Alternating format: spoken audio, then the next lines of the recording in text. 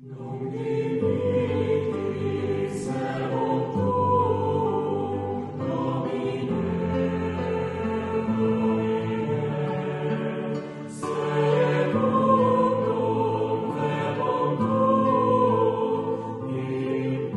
presentation of the Lord, the gift of ourselves. The feast of the presentation of the Lord celebrated today commemorates how Jesus as a baby was presented to God in the temple in Jerusalem. Biblically, the concept of a presentation at the temple is probably derived from 1 Samuel chapter 1 verse 24 to 28, where Hannah offers the child Samuel to God.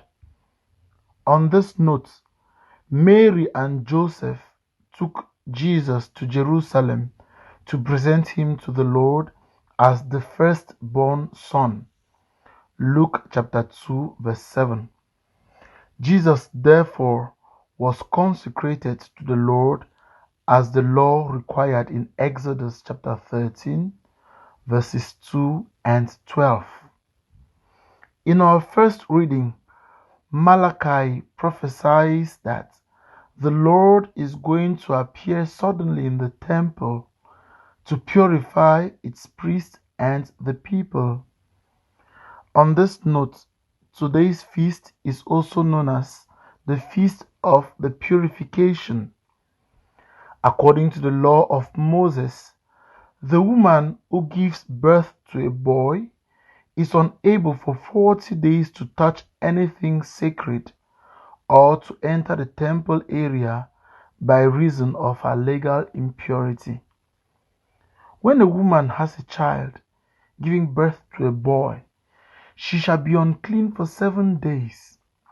On the 8th day, the child shall be circumcised, and then she shall spend 33 days during which she shall not touch anything sacred, nor enter the sanctuary till the days of her purification are fulfilled. Leviticus chapter 12 verse 2 to 8. On this note, we can say today's feast is that of the purification of Mary. It is also the feast of Candlemas, because on the feast of the presentation of the Lord, the liturgical rite prescribes that we carry lighted candles in procession into the church. We chant the ancient Latin hymn known as the Nunc Dimittis, Lumen ad revelationem gentium et gloriam plebis tuae Israel. We hear this echoed in the Gospel when Simeon says, "Now, Master, you can let your servant go in peace, just as you promised, because my eyes have seen the salvation which you have prepared for all the nations to see, a light to enlighten the pagans and the glory of your people Israel." We now understand Nunc Dimittis, the last words which we pronounced in Latin, Lumen ad revelationem gentium et gloriam plebis tuae Israel, a light to enlighten the pagans and the glory of your people Israel. Jesus is a revealing light to the Gentiles and the glory of the people of Israel. In his presentation in the temple, his parents fulfilled the Jewish rite of circumcision and the redemption of the firstborn. This points to the fact that children are gifts from God. This feast reminds us of our own presentation and consecration as children of God through baptism. It reminds us of the gift of ourselves.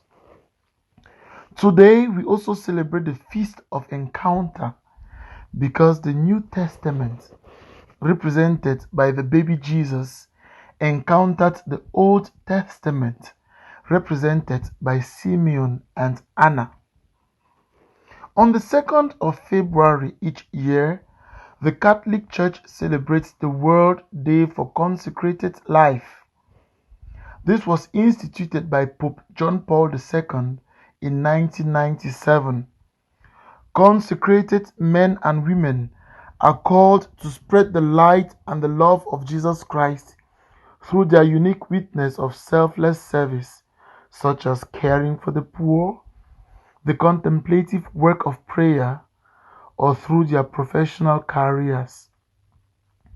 As engaged members of their local communities, consecrated men and women bring the presence of Jesus to all they encounter throughout their day, allowing His Spirit to live and move within them so that the truth of the gospel can be proclaimed to all.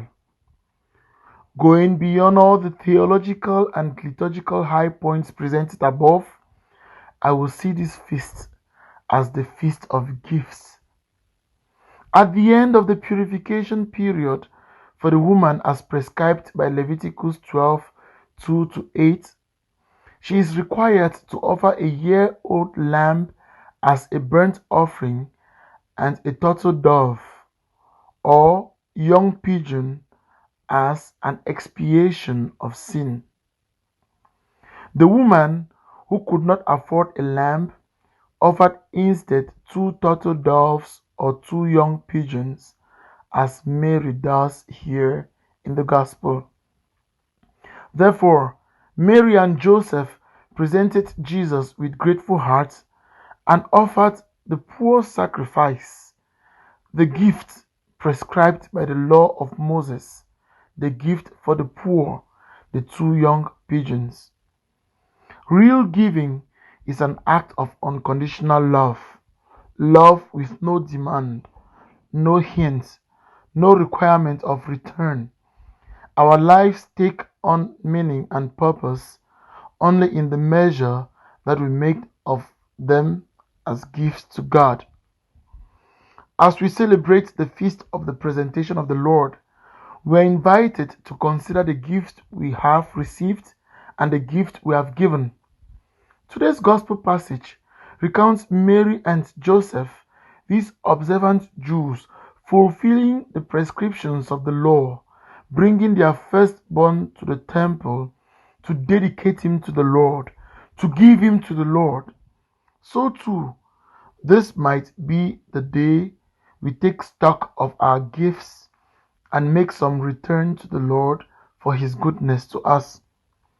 We all receive from God, and God calls us to give back our gifts and our lives. One can understand this gift of self when going through the interpretation of Psalm 115 by the musician Jude Nam in his song, "What Shall I Offer?" He begins the song with these questions: what shall I offer to the Lord to make Him happy? Oh, tell me. What shall I offer to the Lord to please Him? I may give Him the best of my clothes. He may not take it. I may give Him the best of my shoes. He may not take it. I may give Him a gift of a ram. He may not take it. I may give Him a gift of a cow. He may not take it. I may give Him a gift of a car. He may not take it. I may give Him a gift of a house. He may not take it. A loving heart, a patient heart, a humble heart, a caring heart, He will love. Dear brothers and sisters, let us continue to present ourselves to God and offer ourselves to God as a special gift for the service of humanity. May Almighty God bless you, the Father, and the Son, and the Holy Spirit. Amen. Lebanon's forest is not enough for fuel, nor the animals in the bush.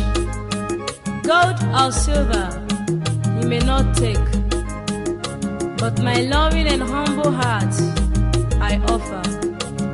Accept it, O Lord. Hallelujah.